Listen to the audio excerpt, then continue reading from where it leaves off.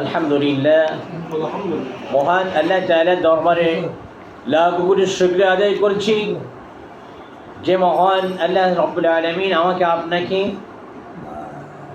দুনিয়াবীর সমস্ত কাজকর্ম থেকে ফারাক করে বিরত রেখে আল্লাহ তাআলা প্রতি সপ্তাহের ন্যায় তাফসীর ও কোরআন মাহফিলে, দোয়ার মাহফিলে, জাতির শ্রেষ্ঠ সন্তান ওলামায়ে কেরামদের মজলিসে রব্বে কারীম আসার এবং বসার তৌফিক দিয়েছেন। যে আল্লাহ তাআলা আমাদেরকে তৌফিক দিলেন, সেই মহান আল্লাহ তাআলার দরবারে সকলের দিল থেকে খুশি মনে শুকরিয়া আদায় করি। সকলেই বলি আলহামদুলিল্লাহ। আলহামদুলিল্লাহ। রব্বানা লাকাল হামদ হামদান কাসীরান তাইয়িবান মুবারাকান ফি। আমরা আল্লাহ রাব্বুল আলামিনের শুকরিয়া আদায় করে নিলাম, তার মানে এটা নয় যে এখানেই শেষ। এটাই কি শেষ? নাকি যতদিন আল্লাহ তাআলা আমাদেরকে বাঁচিয়ে রাখবেন ততদিন পর্যন্ত আল্লাহ তাআলার শুকরিয়া আদায় করতে হবে, ঠিক কিনা?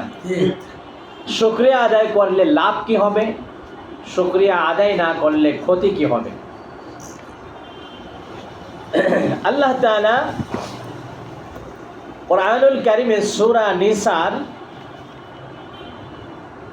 147 নম্বর আয়াতে বলে দিয়েছেন, মা ইয়াফআলুল্লাহু বিআযাবিকুম ইন শাকারতুম ওয়া আমানতুম ওয়া কানাল্লাহু শাকিরান আলীমা। আল্লাহ পাক রব্বুল আলামিন বলতেছেন যে তোমরা যদি আমি আল্লাহ রাব্বুল আলামিনের কৃতজ্ঞ বান্দা হয়ে যাও